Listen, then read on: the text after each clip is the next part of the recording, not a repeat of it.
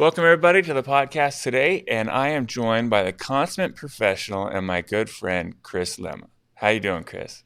I'm good, buddy. How are you doing? Oh, dude, it's been quite the fun summer. Have you and your family done anything interesting or any news and announcements going on this summer you want to share? We went to Turks and Caicos, Oh, and it was phenomenal. Um, we've normally done when we do Caribbean, we normally do a cruise, but this time we just literally flew there, spent a week there, and came back. And my wife was very nervous because it looked like it would be high 80s, sun, not a lot of shade. She was just anxious about it. There was a light breeze on that water. And it never felt like it got super hot. And the property was exquisite, and we just hung out and did nothing and played and hung out with the kids. And my kids are about to be 12 and 14. They're 11 and 13. They still want to hang out with mom and dad, uh, right? Like, there's like the 13-year-old is getting really close to being like, I just want to go do my own thing, but they're still in that place of like, can we just go hang out at this pool or go play, pool volleyball over here, whatever. And the fact that they're still in that stage made our vacation just fantastic. oh, absolutely. Mine are a little younger, and some days I wish they would go to the other room. But I imagine when they're older, you begin to kind of miss that, and it's a Well, rare when thing. they're at home, my daughter is on Pinterest and she's on the phone with her boyfriend and blah, blah, blah. And my son is on his computer, multiple monitors, Minecraft. And if not there, then he's on the Xbox or he's on the PS4. Like, they will disappear on a Saturday and we won't see them for hours because they can entertain themselves. Uh-huh. So you always get that feeling like, hey, when we go on vacation, are they just going to want to be with their digital devices and not hang out? But they put those things in a drawer and they were like, let's go hang out, mom and dad. And we just had a great time. So that the digital devices, like the media, it's like almost you're competing with your own child's attention at times. Oh, yeah. And it's not, let's be clear, it is not just children. My friends, my wife, right? Like, I'll be like, hey, honey, let's watch this movie. Turn on the movie. And if you've ever had the situation where I'm sitting on the couch, so the TV's right in front of me, Uh-huh. she's sitting at the kitchen table behind me, and I'm thinking she's watching the movie and I'm watching the movie, but I've already seen the movie. My whole joy is to have her watch the movie, and then I turn around to look, and she's on her phone, and I'm like, okay, pause the movie. What's going on? Well, I got this text from a friend, and we're gonna try and have coffee tomorrow. And I'm like, I'll just wait. I'll just right. I'll just wait. Yeah. Oh, So we're all competing all the time with digital devices and what they do for all the people around us and myself, right? have So you enabled the screen time app on any of your iDevices? yes, on all the devices. Yeah, Yeah. yeah. We do that for content restrictions for the kids, but also time restrictions. I mean, I mentioned this the other day to another guest. I don't want to feel like I'm outsourcing my parenting, but the content or the what is I just said it. The screen time app on Yep. iOS. There we go. Sometimes it gets to be the bad guy. So when it turns itself off, the kid's like, "Oh, I wanted to watch such and such, or can I get 5 more minutes?" And I'm like, "Sorry, bud, it just Yeah. turned off." You know. Yeah, I get that because you're a super polite dad. I'm Latino, so I can just be like, I am the bad guy all the time. And no, 20 minutes with a boyfriend, 30 minutes with a video game, 30 minutes with the shows. But dad, the shows are 20 minutes long. Great. 30 minutes minus 20 means you have 10 free minutes. But dad, if I could just get 10 more minutes, I could watch another episode. No, you No. get 30. That's what you get. And so it just is what it is. And they, during the week, 20 minutes a day with the boyfriend or 30 minutes a day with video game. They each get, I think, about 30 minutes with TV. That's it. That's what you get. And then it's off. And they know that if I or their mother call them, Hmm. hey, Christian, come down, or Emily, come down. If we call them and we hear the words 1 sec or hold on a minute or let me just finish this, then they lose it for the rest of the week. I Oh mean, it's just wow. that cut. So the answer is always yes, dad, or yes, mom. And my son now, I mean, he's 11, about to be 12. He gets off those games in a femtosecond, right? Nice. It's just like he hears, oh, yes, and he's off. And other adults and parents are in the house when that happens, and I'll call them and they'll watch it and they're like, how did you do that? And I'm like, well, I'm consistently willing to be the bad guy. Yeah. And as a result, I don't actually have to be the bad guy that much, right? But it's just, you got to be willing to go, nope, sorry, that's the end of that one, right? And you can start again next week and earn the privilege back, right? So my wife hates it when I say it, but for me, parenting, almost everything I learned about parenting, I learned from first training dogs. Oh. And she hates when I say it, but I paid a ridiculous amount of money for a super professional dog trainer when my first purebred, super expensive German Shepherd years ago. And that guy showed up to my house and the dog wasn't doing something. And he goes, just to be clear, you're paying me to train you, not the dog. And I was like, I didn't even think about that. He goes, yeah, you say to the dog, you say no, and you say off, and you say the dog's name. How's a dog supposed to know what the heck you mean, right? And so I spent a couple of years developing a certain level of consistency with the dog that then allowed me to leverage that consistency with kids.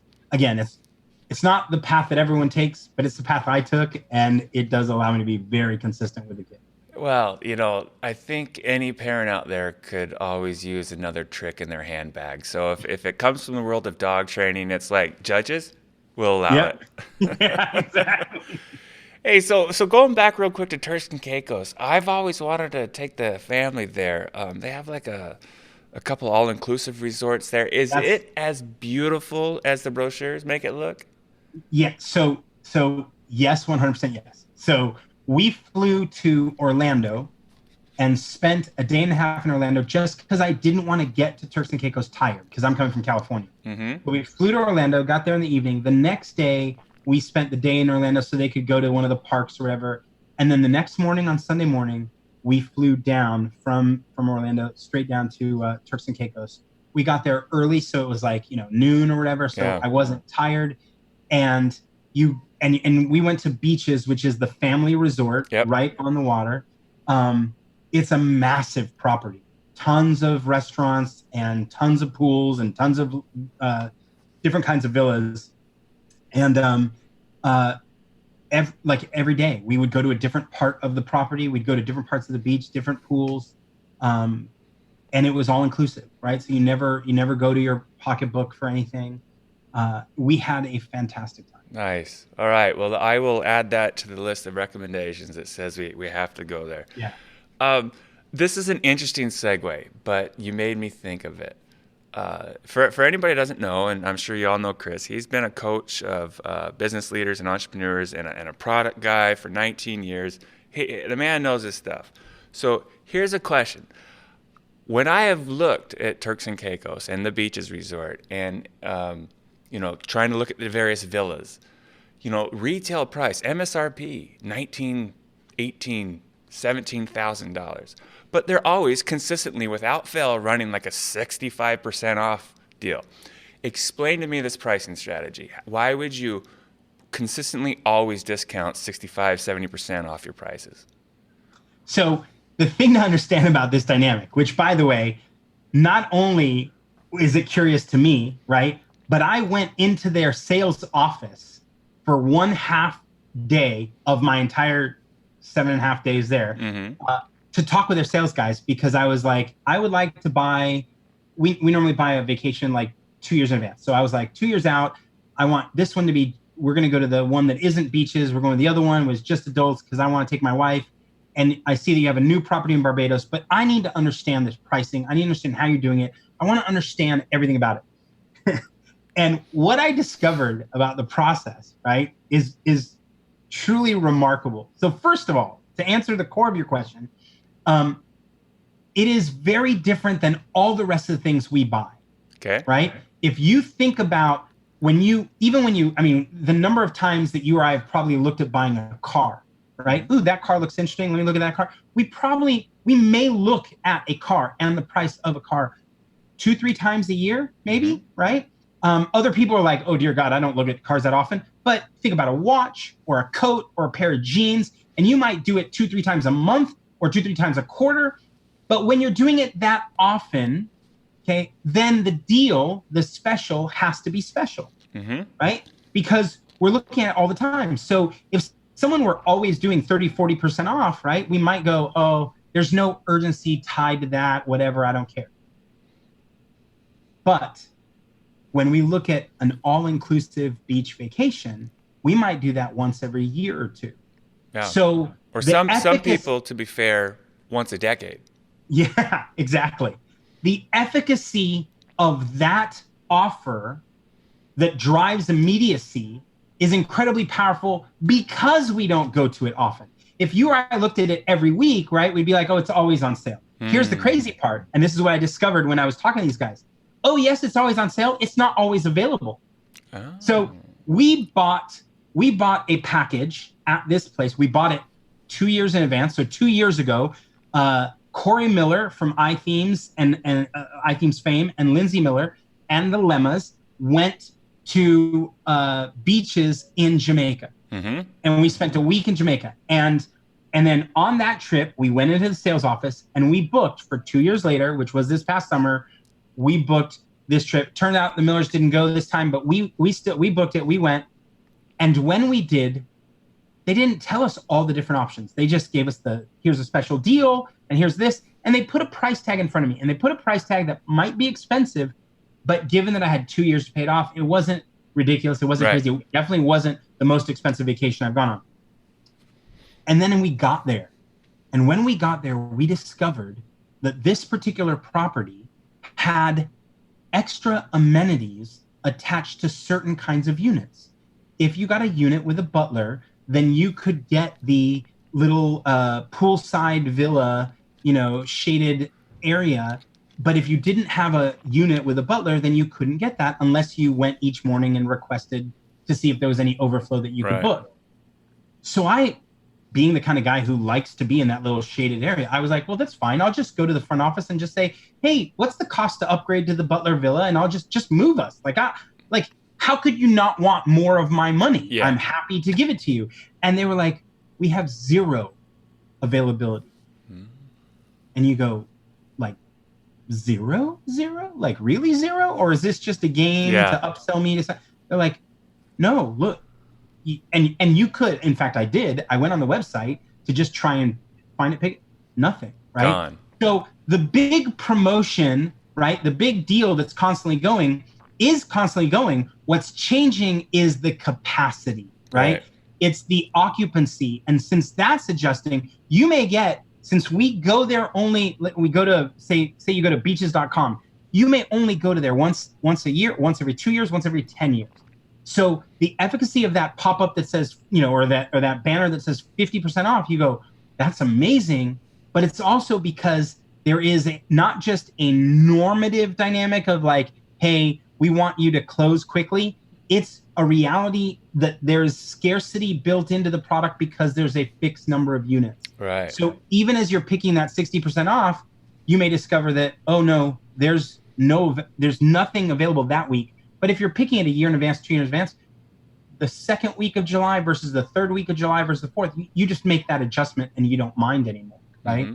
But when you get close, it's not available, right? So that's pretty fascinating that they have employed this gambit, right? It's partially a pricing gambit, partially a negotiation gambit and whatnot. But the pricing is an anchor to some degree, like their MSRP, it's $18,000. You're getting an $18,000 of value here, but then they have the discount for a little bit of urgency, but then they have the occupancy or the availability, which is really driving demand. And here's another trick they do. If you go look at the website, they have a number there that doesn't say $16,000, $17,000, $18,000. They have a number that says $249, and it says $249 or $127 or whatever, and then it says PPPN, and you go person per night, right? That's right. But if you didn't catch it, and actually in some of the cases the number's big enough that you think, hey, that's not bad, right? So imagine that it says 1,600, right? And you're like, 1,600, okay, that's an expensive vacation, but it's not bad. But you didn't read the PPPN. So you click through, right? I'm not saying I did this, except let's be clear, I did this. I saw 1,600 and I was like, okay, me and my wife, okay, Then click, and then I get a number and it's like $40,000. I'm like, I'm not doing that. Like, I'm not, there's no way. And so then again, you go back in the office, you're like, how'd you get, and they're like, well, you picked the 1,600 per person per night. And you go, oh, I see how you anchored me on something that I was not ready for. Right. Yeah. Like it just, cause you're like, wait, what happened here? Right. So would you consider that a bit of a dark pattern, a bit of a kind of... That is what we would call, like in the world of calling something a dark pattern, when you create one expectation for me, and then I've already given you my name, my address, the dates I want, and the property I like, and I've gone through all this, and then I get the price, and suddenly it's dramatically different. The expectation's been missed. It's what we would call a dark pattern, right? Yeah.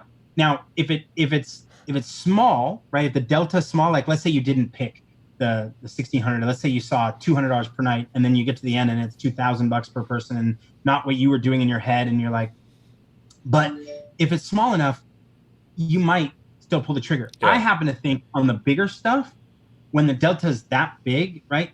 You have to be out of your mind to be like, I thought it was going to be a $4,000 week with my wife, and it was a $40,000 week. You're like, nope, I'm not.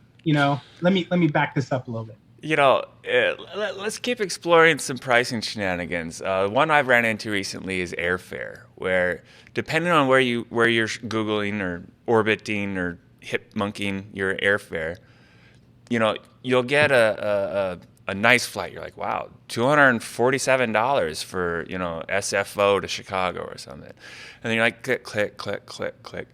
Okay, yeah, $247 plus taxes, plus fees, plus bag fees. And all of a sudden, rather than being, $500 round trip, it's now like $1,600. You're like, what the heck? Yeah. So the guys who mastered it decades ago.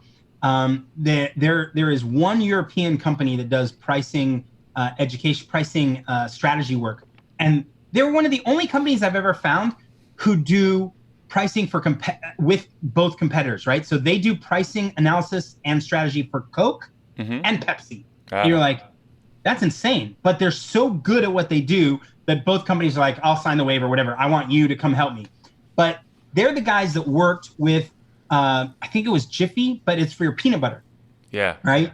And the problem, right, that Jiffy had, or the peanut butter had, was they wanted to raise their price, but everybody was anchored on what peanut butter costs, right? Like they just couldn't get around making the peanut butter more and more expensive. And of course they had tried, like the extra creamy and with extra nuts but they just couldn't move too far. So they were struggling. And these guys came in and said, don't change the price. What? Okay, you may be famous, but you're not showing it in this meeting because I told you I want to raise the price. And you're saying, no. Put a dimple in the bottom of your peanut butter jar. So if you go right now to a supermarket and you grab any peanut butter jar and you flip it over, there is a dimple, and it took 12% of the volume of the jar out and kept the price the same, right? And now tons of different people do this, right? It's what I recommend when if you're running a digital agency, and I go, look, if you want to do so, first of all, don't give them one price, because then the answer is yes or no. Give them 3 prices so that it's yes, or no. You change your odds, right? Mm-hmm. But in the yeses, right, give them the 80% of their budget and give them some work to do themselves. That's the dimple move, right? You're gonna say, look, it's this price, but you're gonna have to do the migration of your site, or you're gonna have to do the whatever, right? Then give them the 110, 120%, which adds your recommendation, right? Like, oh, we also recommend, here's something you didn't ask for, but we think we're the experts in the space and we think you ought to do this. And then give them the third option, which is the acceleration plan, right? It's 200% of their budget, but it'll bring next year's results into today, right? And there are certain people who are like, oh, I would pay money for that. And you go, right, that's the option, right? So there are pricing strategies on how to pull this together. But the peanut butter example obviously was the one that for me, I just went, wow, yeah, that's a completely different way to do it, because you change what you're pricing. Yeah. And airlines did it, and they said, we're going to take luggage out of the equation. Luggage used to be included, and now you have separate pricing for luggage. and we're going to use luggage as a proxy for the gas that we're going to have to pay, and the gas prices were going up, and so we'll split this out. And they did it at a time when gas prices were going up, so they can tell the narrative, because the narrative is everything. Well, right? It was fuel surcharges. Yep. And it started with, it's because of the fuel, we're going to have to charge you for luggage, right? And by telling you that story, you felt like, yeah, I get it. I mean, like, they're trying, but nobody ever tracked back to, hey, wait, fuel went down. Yep. Why didn't these fees disappear? They're like, no, we set a new bar, right? This is how it's now priced. Yeah, that's a pretty shyster move, if you ask me. Because when a barrel of oil was $125, you could kind of reason with them. You can get on their side. But when oil crashes 3 years later and it's $30 and everybody's still charging a fuel surcharge, you're like, all right, you're just addicted to the revenue now. Now it's a line item in your income column instead of an expense. And that's when you read the stories. 1 second.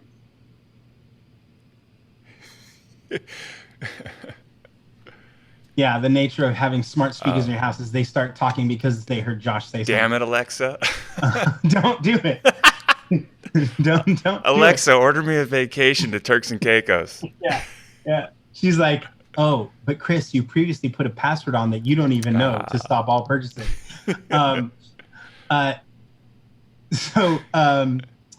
We were talking about fuel surcharges. And what I was going to say is go read the story of Blockbuster, right?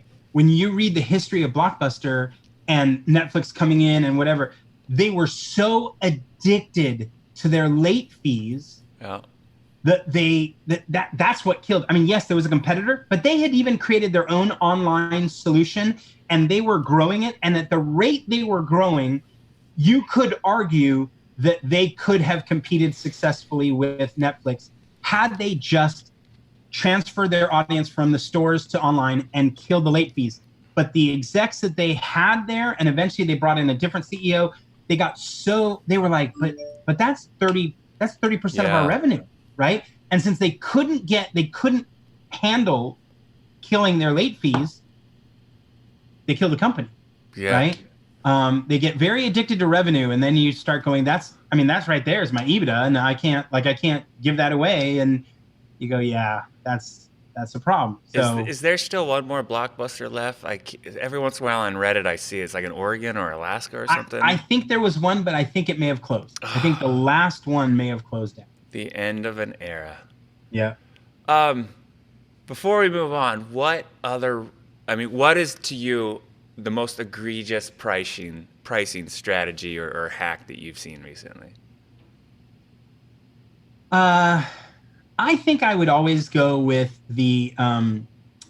there's a certain kind of pitch that happens when your friends show up and they want to sell you on a multi-level marketing. You need some essential oils, Chris. I didn't get very far, and you're already making the noise, so I know that I hit the right mark, right?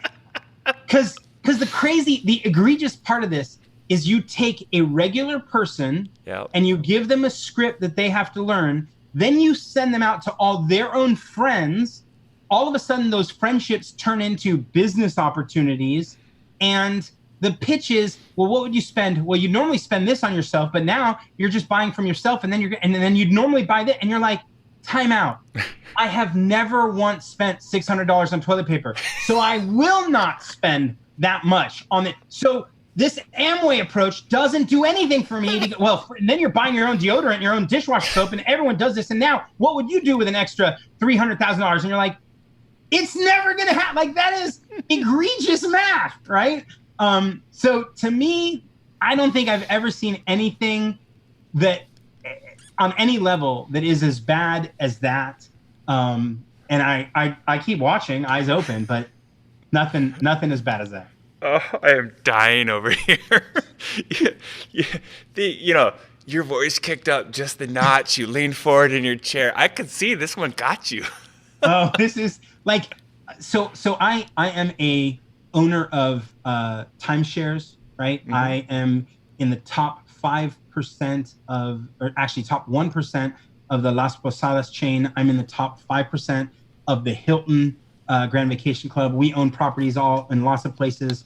I love that. But what I love about those two programs is that there is no crazy scheming in the pitch. I have attended others, and both there's a dramatic pressure to close, and there's a lot of fake math that's involved, egregious stuff.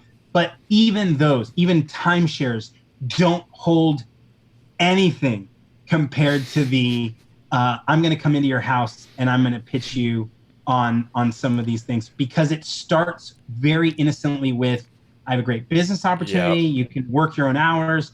And it preys on the deepest desires. You'll have more time with your family. Like, you're using everything that I want against me in this negotiation. And then on top of that, your math is so bad that everything about it just makes me boil, right? And I just go, no, stop, just stop. It's funny coincidence. The interview we recorded this morning, we were also talking about MLMs. My guest was up in Salt Lake City, and Salt Lake City is the MLM capital of the world, if you don't know. I didn't know that. Wow. It's a beautiful city. I love it, but a lot of MLMs out there, and the essential oil thing is really blowing up. And last comment on that. 50 years ago, 60 years ago, when Tupperware and Avon first started going, I think it was interesting, and it had its place, and it probably did help a lot of people. Nowadays, I put it right up there with snake oil, and just probably the worst thing you could probably do if business is your goal, is to be in an MLM. Well, here's the crazy thing. Amway specifically had to, by law, because of court cases, had to put at the very bottom of their website a disclosure of what the average revenue was across all their agents, right? And it was like $67, right? Like when a friend would show up to me and be like, I'm just getting my start, I would literally go to my wallet and be like, here's $80. You're done. Yeah, buy, right? Like, leave, walk away. You will make more, and not just leave my house. Never do this again. Like, I'll give you that's a whole year of the best. That's the average revenue, because what they're hearing from their uplines, right, is all this other potential money, and you're like, just look at the website. Yeah. Just look at the data that they'll show you. And what's most amazing on the Amway side, particularly, was the people who made the most money weren't selling Amway.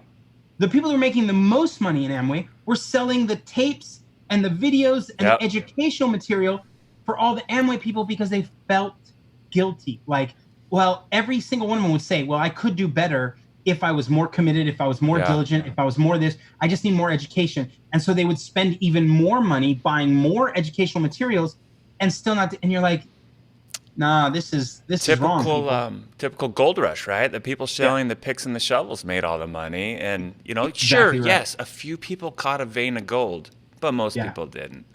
In fact, most of the people that even caught a vein of gold used the money from the vein of gold to double down to catch the next one, and then didn't, and that was really painful for people. So to our listeners out there, I don't know if you noticed, but Chris is a really sharp guy. Knows his shit. 19 years. You said coaching, and I know coaching people. Yeah. And I know you worked as a product guy. You're very adept at creating, launching, branding, positioning new products. So let's talk a little bit about your coaching experience. What got you to want to offer advice and help and mentor rookies? Because 20 years ago, you're a little older than me, but 20 years ago, you're probably still a rookie too. So the fortunate thing was, by 19 years, I was so we had spun up a company, built it out for a year and a half, sold it, spun up another company, run it for 2 years, and sold it. And I think it was in the third one when I felt like, okay, I don't have every answer to everything, but in this particular space, I have a couple answers that'll help. And then did 2 or 3 more of those, right? And so then you were like, okay, 5, 6 startups in. Right. I've experienced enough to really have some advice. And because most of those startups were enterprise oriented, the other thing was you were getting into and SaaS. I was just doing some things that other people hadn't gotten to yet. So when they got to SaaS for the first time, I'm like, been there 5 times over, been there 6 times over. So then you start feeling like, yeah, I can predict what you're going to hit next. And so then you'd say things like, listen, you know what? If you haven't experienced this, then there's no problem. But many of the folks that I've seen will start a partnership to do X, Y, or Z. Like you're a developer, you're going to outsource your marketing, and that's going to kill you, right? Like you're going to end up not learning any of the things you need to learn to make your product better, right? So you'd start giving little bits of advice, and people would start sharing that, and so then I'd net customers from that. And for most of the time, I still was running a full-time job, right? So then you're like, okay, I'm doing this here, there. When I got married, my wife, she is way smarter than me. She waited until we had our first child. And I'm holding my daughter in my arms. And then she says, I would like you to stop the startups. And I was like, oh, okay. All right. So I'll go get a regular job, I guess. And I joined a larger company that was pretty focused on entrepreneurial work, right? Building up companies inside of itself. And so I did that, but I would work from like 6 to 2, maybe 6 to 3 in the afternoon. And then I was done. And if you come from working 20 hours a day in a startup world to working 8 or 9 hours a day, you're like, this feels like part-time work. I have all this free time now. Give me something to fill it with. Yeah. And so then I would start doing some, I pushed in a little more into coaching. And for a couple of years, I didn't even charge. And I didn't charge at all because then it meant it wasn't a job, right? My wife couldn't be like, you're still doing it. I'm like, no. This is just me talking with some friends and helping their business out, right? Eventually it got enough that I'm like, okay, I have to actually start charging for this. One thing you mentioned that I thought was kind of interesting, you said 5 to 6 startups, and then you felt comfortable helping your people. So it takes 6 startups to get over imposter syndrome? Is that what you're saying? Oh, no, what's worse is I think I got over imposter syndrome about a year ago. So in the first 18 years, you're like, oh, what if I don't get this right? Yeah.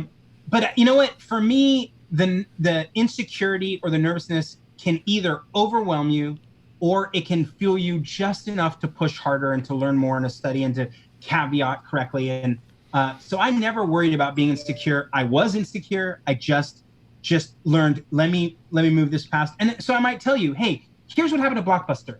I could be wrong applying this metaphor to your situation, but it sounds similar. And they would go, it sounds very similar. And then I go, here's a case study. And then we walk it through and then they go, okay, I'm going to change something. So it wasn't just my brilliance, right? It would be some other material. So I felt comfortable talking it through, learning the stories, understanding the metaphors, knowing when to apply them would be where I was doing it. But amazingly, right, I would watch guys who did one startup, like one startup, and it would be successful not just because of the actions they took, but because of where they were and what time it was and what was happening with the competition. And I would look at it and I go, you were very successful because of all these things. And they would finish their first startup, sell it, and be like, I'm ready to coach all the startups in the world. And I'd be like, wow, well, okay, good luck with that, right? And then, some of these guys would become friends of mine later, and I would sit with them and they'd go, they would start another company and start a second or a third, and then they'd come back. The second and the third both fail quickly. And they go, I thought I had a handle on this. And you go, yeah, well, it's just one of those things you discover.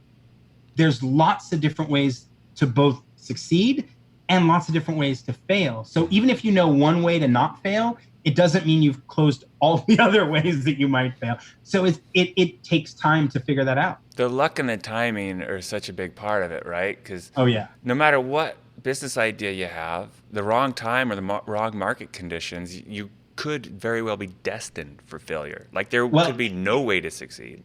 If you look at the Pagely history, right? Pagely started with a completely different approach. Let me pick a theme. Let me do this other stuff, have the hosting, right? And at that moment, people were like, nah, I don't want that, right? And then you pivot and adjust. And then there's Pagely, the host that introduces managed WordPress. And you run at that a little bit. Then a whole bunch of market entrance players step in. Then it's time to pivot again towards a different market area, space, a segment that you can double. And then you go, oh, now we got a formula and let's chase it and win, right? But if you think at the beginning that, putting a theme in front and making them choose, that didn't work, therefore close the business down, I'm done, right? Which we see lots of people do. They just go, what the lesson I'm going to take from this, right? And this is a misattribution error, right? I'm going to attribute the fact that this didn't work because of this one thing, and therefore there's no business here. When in fact, that's the wrong story to tell yourself. The right story would be, let me pivot and adjust and try something else. And then let me pivot and adjust and try something else. And the people who can reimagine the story that they're in are the ones that can navigate through some of those risks, cross those bridges, and get to the other side. If you're telling yourself the story that says, no, this is a failure, I got to sell insurance, I got to go get a day job, that'll be the ending. I don't want to dwell on this, but for as long as I've known you, you have told our brand story so well every time that I just want to give you a big hug. I just think that's great. But back to coaching. Okay, so what was the number one kind of angst or desire or Chris, can you help me with type question were you getting? And maybe still are. Like what's really burning at entrepreneurs right now? I think there's two dynamics that are constantly at the top of the list, right? Number one is, how do we tell our story better? How do we do it when we're on the phone? How do we do it with our salespeople? How do we do it on our website? In fact, you just said it, right? Oh, you tell our brand story better than most people, and sometimes better than the company itself. Yeah. And that's part of what I bring to the table. So let's break it down and let's rework it and let's find the right way to tell your story. And people often get recommended to me to help them with that, right? And you can call it marketing or product marketing, but for some companies, it happens even before we build the product, because I work at a company called Liquid Web, right? And I got invited to join the company precisely at the time where they're like, we would like to build some of these products, but we don't know what to build even. And I go, well, it all depends on the story you want to tell. But if we have the right story, then we'll back into building the product to tell the story that way. It's a different approach to product development than just saying, let's build what we think is cool, or let's build what our guys want to build, right? So part of it is telling the story, right? There are people that they know that they don't have it right. They know it takes them too many words. They know they have to talk for 12 minutes, and then someone asks them a question, and then they answer it, and then the guy goes, oh, now I get what you do. And you're like, 12 minutes and a question in? This sucks. Like, it's my company. I should do this better. So that's one part of it. The other is often because most of the companies I'm working with are they have some amount of internal development or engineering groups. You get into this debate between when should you build things that make your internal business work better, and when should you work on customer-facing features, and how do you deal with that priority dilemma of when to do what, how much to invest in each one, right? Mm-hmm. And so we spend a lot of time working through frameworks and formulas for how to make those decisions. Yeah, okay. So those positioning conversations, those are quite often what you see a lot. And then that's an interesting one I didn't think about, that there is a conscious, I think we all have it unconsciously as business owners or people running businesses, but there's conscious discussions happening around when to allocate resources internal versus external. It's normally a fight between the CEO and the CTO. Right? Yeah, because you're essentially facing the innovator's dilemma, right? Because it's working, don't mess with it, don't touch it, just double down on the marketing. Yeah, but boss, like the server room's on fire. Or boss, it takes us 500 people to do this task that we could automate down to 20, but don't mess with the cash cow, right? So there's that struggle, right? Yeah. So I call that kind of coaching, right? If I'm literally on a video call with the CTO and the CEO, I call it my version of marriage therapy, right? Because you're like, oh, we're gonna get into it now. Because what's amazing is, and you know this in your business and in all the businesses you've interacted with, the dynamics are not ever just about the specific discussion point and the two people and the specific facts of that. They're bringing all their own histories. They're bringing all their own insecurities. They're bringing the mistakes the company's made in the past. They're bringing their fears. They're bringing all this stuff to the table and then masking it like a conversation about, should we build integration of MailChimp or not? You're like, okay, let's peel the layers back. This is not just about integration with MailChimp. And then let's get to the core of it. And then let's talk about a framework so that we can all agree how the decision gets made. And so that it's not just this one decision, but all the rest of our decisions can work in this framework, and we can equally weight these things, right? Mm-hmm. Now, of course, my friend Tony Perez, who you know from Scooty, just laughs in my general direction, right? Because he's like, that's way too many spreadsheets. That's way too much work. He's like, I just decide what I want to do and I just do it. And then that's just that. And you're like, yes, that is an alternative approach to making those decisions. And you can also do that right? You can be either super smart like he is or super lucky like other people are. And you just kind of go, okay, I just prefer a more method-driven approach to figuring some of that out. Without necessarily giving away your secret sauce, where could others, what book titles or whatnot should people be looking for to learn about some of these frameworks on, how to break down that conversation or that decision tree on internal versus external focus of your efforts? I think there's a lot of great things out there. McKinsey developed a let me hold on, I gotta pull up a browser real quick just to make sure I'm attributing it correctly, but I think it's because there's various management and leadership approaches like Six Sigma and whatnot, but this is very specific. McKinsey created a framework called the Three Horizons. And the Three Horizons and reading about the Three Horizons would potentially start walking you through or down that dynamic of how much do you do that is about now and solving the problem today? How much do you do that is related to the future? What's in the middle of that? And so I would say if someone wanted to get into figuring some of that out without doing the Lema approach to it, McKinsey and the Three Horizons would be a good place to spend some time. Gotcha. So when you're working with entrepreneurs, what sort of layers of the onion are you peeling back? Because like you say, a lot of it's masked. Like, I need to figure out how to position my company. But some of it's like psychotherapy. Well, actually, you need to feel comfortable with the idea of you being successful, and then we'll figure out how to get your product out there. The biggest one that I spend probably the first bit of time with, and it's the stuff I had to do when I joined Liquid Web, it's the stuff I do when I work with other companies, is invariably I will walk up to, and you and I had this conversation, right? When we were talking a long time ago about paging, you go, define the segments.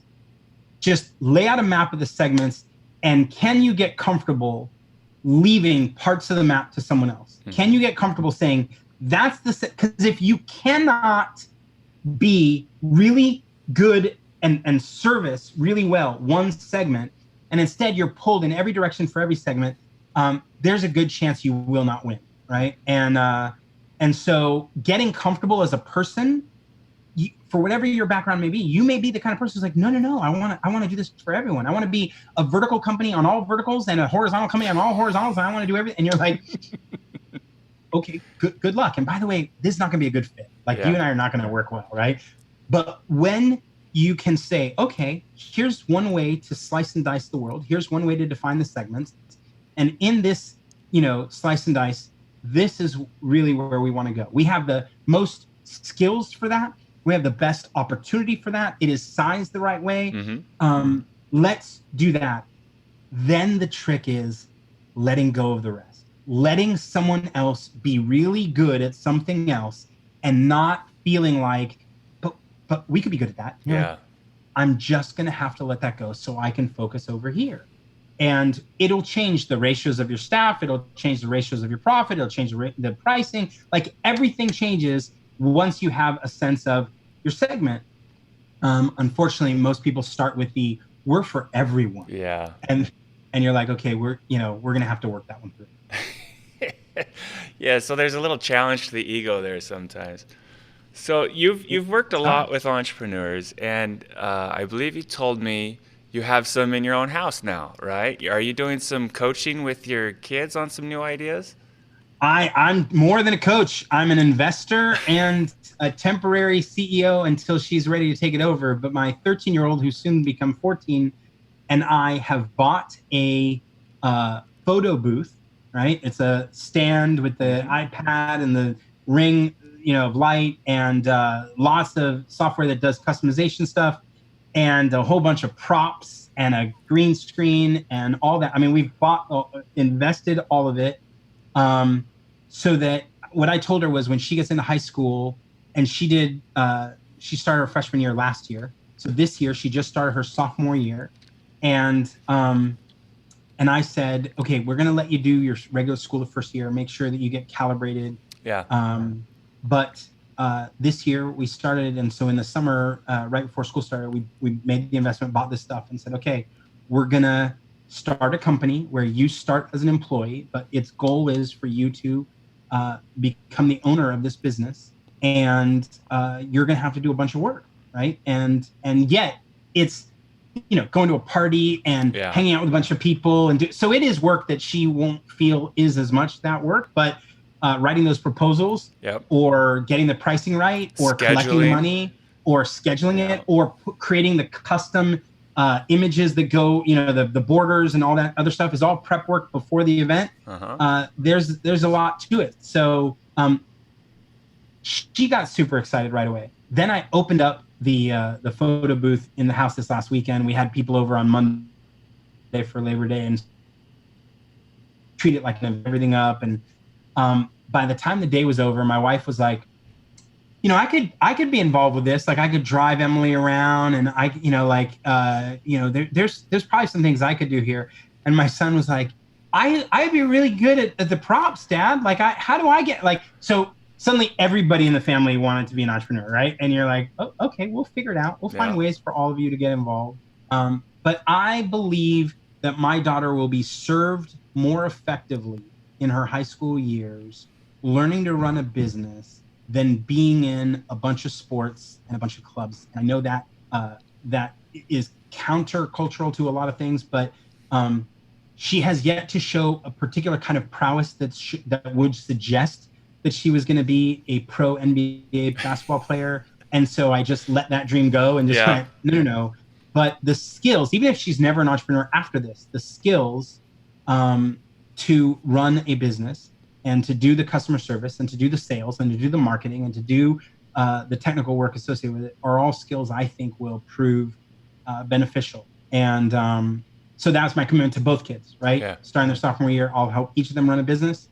And she was working last night, looking at all the San Diego photo booth companies to read all their websites and understand how to compete against them and find her niche and all that stuff. And I'm like, okay, we're getting there. We're getting ready to start. So it should be a lot of fun. Well, even, so entrepreneurs tend to have this idea that their kids will be entrepreneurs, but their kids may have a different passion and want to do something else. But regardless if whether she works for a Fortune 500 or owns a Fortune 500, the skills you learn bootstrapping something off the ground from nothing and attracting customers and marketing and inventory management, P&Ls and all these things, they're going to serve her in either capacity, right?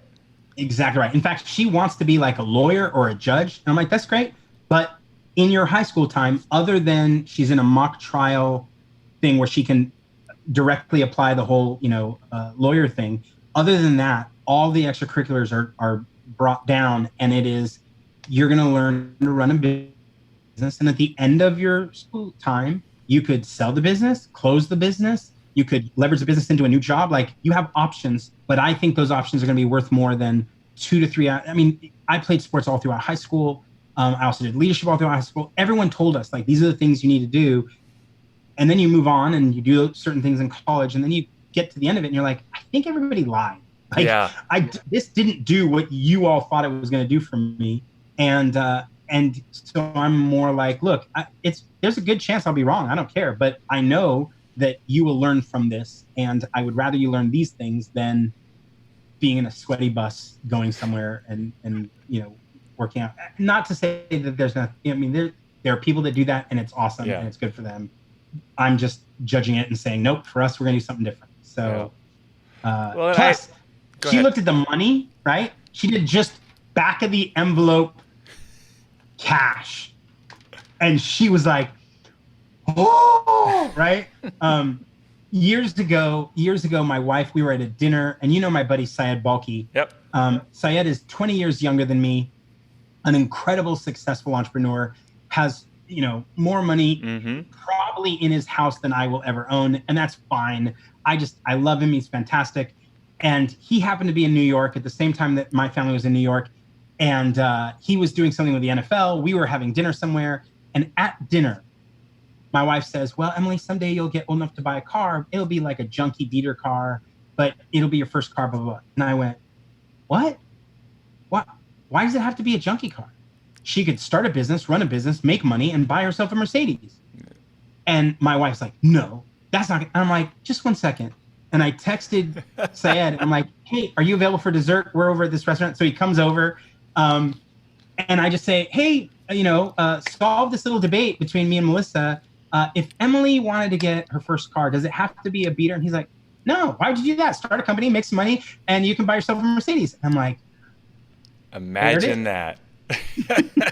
Well, yeah, and Syed is probably the perfect guy to call in for that lifeline, right? Because I think, absolutely. 17, 18, 19 years old, the kid was crushing it. And that's right. So I did stack the deck to win my argument, and that is not atypical.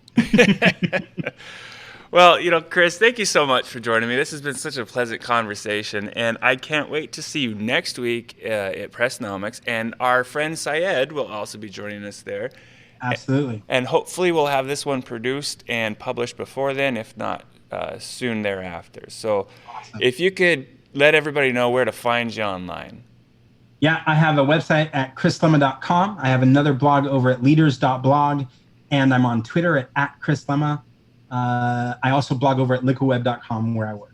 Excellent. Well, hey, Chris, thanks again, dude. Man, thanks, buddy. You're such a great guy. I just love you to death. So we'll see you in, about 8 days. Exactly. Can't wait to see you. All right. Later. Thank you. Take care.